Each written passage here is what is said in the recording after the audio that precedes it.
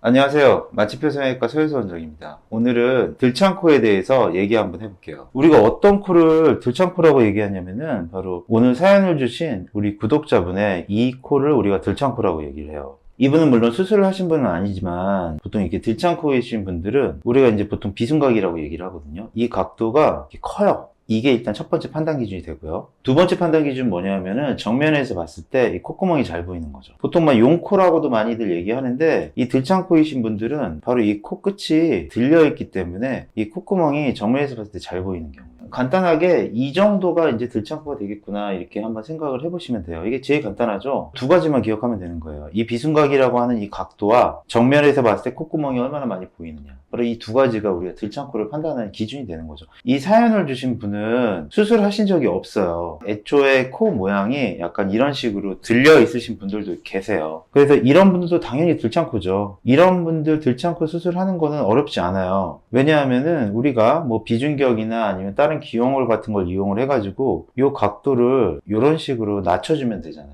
그리고 또 하나는 이게 콧 날개고요. 코 기둥이 이거거든요. 이 콧 날개가 코 기둥보다 안쪽에 들어가 있어요. 그러니까 결국에는 이거를 빼주면서 콧 날개도 같이 빼주면 돼요. 그러면은 손쉽게 들창코를 교정을 할 수가 있어요. 이분 같은 경우가 뭐 그냥 일반적인 우리 코 성형을 해서 콧대를 올리고 코끝을 올리고 막 이런 개념의 수술은 당연히 아니죠. 왜냐하면은 이렇게 빼는 거를 우리가 연장한다고 얘기를 하거든요. 이걸 비중격 갖고 연장을 하면은 비중격 연장술이 되는 거고, 뭐 다른 귀를 갖고 이용하면은 귀를 이용한 연장술이 되는 거고, 이렇게 되는 거예요. 물론 이 연장을 하는 게 일반적으로 그냥 우리가 기본코라고 얘기하는 것들 있잖아요. 콧대를 올리고 코끝을 올리고 이런 거에 비해서는 당연히 어렵죠. 하지만 그래도 진짜 구축이 와서 들창코가 되시는 분들에 비해서는 간단한 거예요. 왜냐하면은 제가 만져보진 않았지만 이분 같은 경우는 여기가 아주 자연스럽게 잘 움직일 거거든요. 안에 무슨 이물질이 들어가 있는 게 아니잖아요. 보형물이 들어가 있는 것도 아니고 예전에 수술을 해가지고 흉터가 있는 것도 아니잖아요. 그러니까 이게 자연스럽게 잘 움직이기 때문에 우리가 여기에다가 뭔가 지지대를 세워주면은 쭉쭉 잘 뻗어서 내려올 거기 때문에 그래서 수술이 무난하다 이렇게 얘기를 할 수 있는 거예요.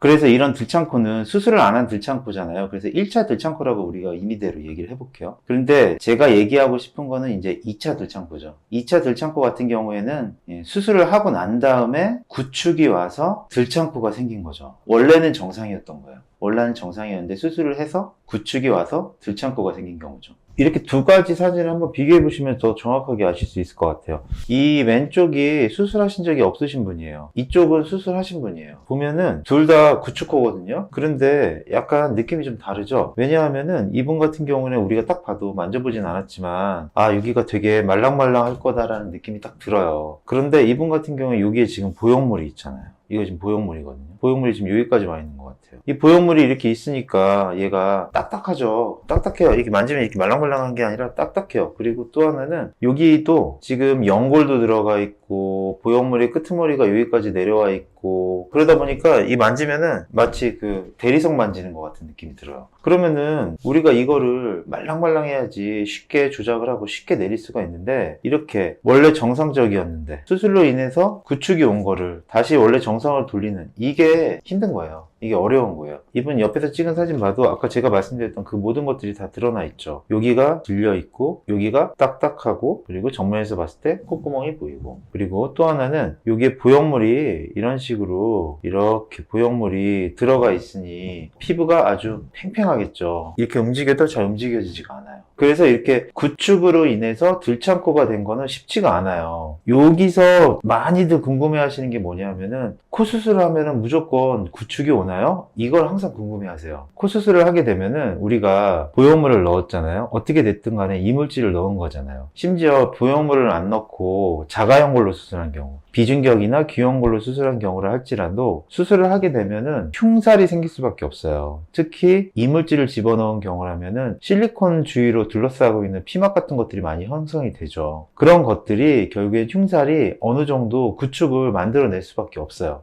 코 수술을 하게 되면은 많고 적고의 차이는 있을 수는 있겠지만 어느 정도의 구축이 생길 수밖에 없어요. 근데 이 구축이 무조건 나쁘다고 얘기할 수는 없겠죠. 왜냐하면 그게 결국엔 흉살이고 그 흉살로 인해 가지고 우리가 수술한 부위가 안정성을 얻게 되는 거니까. 다만 그 정도를 넘어서서 쪼그라들기 시작한다면은 누구나 다 일부 정도는 쪼그라들지만 그게 정도를 넘어서 쪼그라들기 시작해서 나의 그 비순각 내지는 여기 콧구멍 길리게 하는 이런 식의 현상이 일어난다면 우리는 당연히 구축이라고 얘기를 할 수밖에 없겠죠. 물론 모두가 다 이렇게 되는 건 아니지만 잠재적으로 누구나 구축이 생길 수밖에 없다는 가능성은 지니고 사시는 거예요. 그러면 제 수술은 어떻게 할까 궁금해 하시는 분들이 많으실 거예요. 이거는 근데 상황마다 너무 다르기 때문에 일률적으로 뭘 어떻게 해야 된다 이렇게 얘기하기는 힘들고 그냥 원칙을 세우자면 일단은 그 원인이 되는 거를 먼저 좀 해결해야겠다 이런 생각을 먼저 하셔야 돼요. 그 원인이 뭐냐? 첫 번째는 만약에 보형물을 넣었다라면은 무조건 이 보형물을 빼야 돼요. 이 보형물과 그 보형물 주위를 둘러싸고 있는 캡슐, 아까도 얘기했지만 그 흉살이죠. 요거를 무조건 제거를 해야 돼요. 그리고 또 하나는 이 코끝에 같은 경우에는 비중격이나 기원골 같은 걸 사용을 해가지고 이렇게 올려놓은 경우들이 되게 많이 있거든요. 이 비중격이나 기원골은 원래 이 안쪽에 있는 거예요. 근데 이거 일부를 떼가지고 요걸 이렇게 옮겨놔서 이런 식으로 기둥을 세워서 우리가 코를 올리게 된단 말이죠. 근데 이렇게 이 사용했던 이 비중격 이것도 만약에 이 염증이 생겨가지고 구축이 온 거라면은 이것도 제거가 원칙이에요. 그러니까 결국에는 예전에 수술을 했을 때 넣었던 보형물, 사용했던 연골 이런 것들을 모두 다 제거를 해야 돼요. 제거를 하고 그리고 그 주위에 생겼던 흉살들, 아까 제가 했던 캡슐들 이것도 모두 다 제거를 해야 돼요. 그렇게 제거하고 나면은 당연히 콧대는 당연히 낮아지겠죠. 그리고 코 끝도 낮아져요. 대신에 우리가 뭘 얻을 수 있냐면은 말랑말랑함을 얻을 수 있는 거예요. 이 부드러움을 얻는 게 되게 중요한 거예요. 아까 제가 첫 번째 그 원래 선천적으로 약간 들창코로 태어나신 그 어머니 사진을 보면서 제가 말씀드렸잖아요. 이런 경우라면은 그렇게 어려운 건 아니다. 왜냐하면은 수술을 하지 않았기 때문에 말랑말랑하니까. 제가 그 얘기 계속 얘기했잖아요. 이 부드러움을 얻어야지 우리가 아래로 이렇게 끌어내릴 수 있는 가능성을 갖게 되는 거죠. 그리고 나서 이것도 되게 많이 궁금해 하세요. 심한 구축코인 경우에는